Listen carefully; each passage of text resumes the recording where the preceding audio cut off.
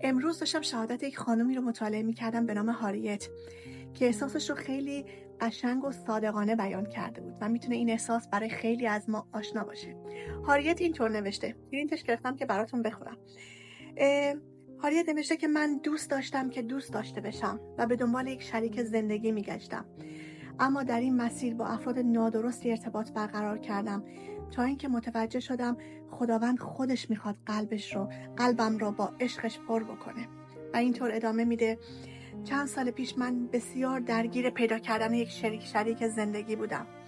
آرزو داشتم که مورد محبت قرار بگیرم و خانواده‌ای داشته باشم، اما در این مسیر با افراد نادرستی در ارتباط بودم که باعث آسیب و درد زیادی در زندگیم شد.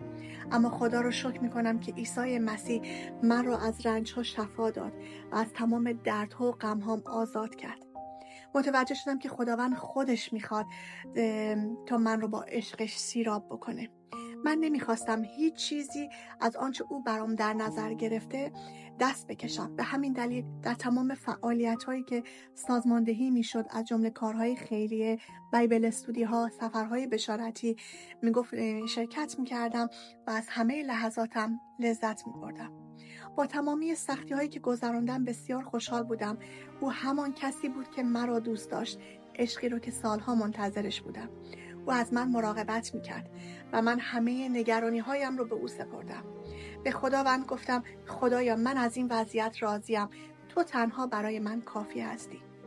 اما خدا بهتر از هر کسی میدونه که ما چه چیزی نیاز داریم و همیشه بهتریناشو برای ما میخواد.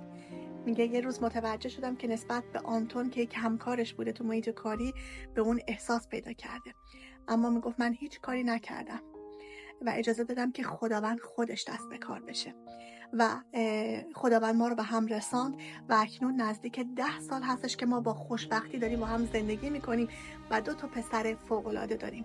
خداوند نیکوست و با فراوانی برکت میده. عزیزان، این داستان میتونه داستان زندگی خیلی از ما زنان باشه. چقدر خوبه که اجازه بدیم اول خداوند خودش ما رو با عشق خودش سیراب بکنه و اون همیشه بهترین ها رو برای ما میخواد.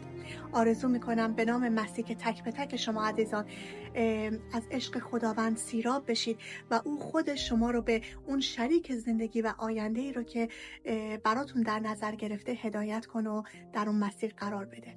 شالوم خداوند با شما باشه. فعلا خدا نگهدار.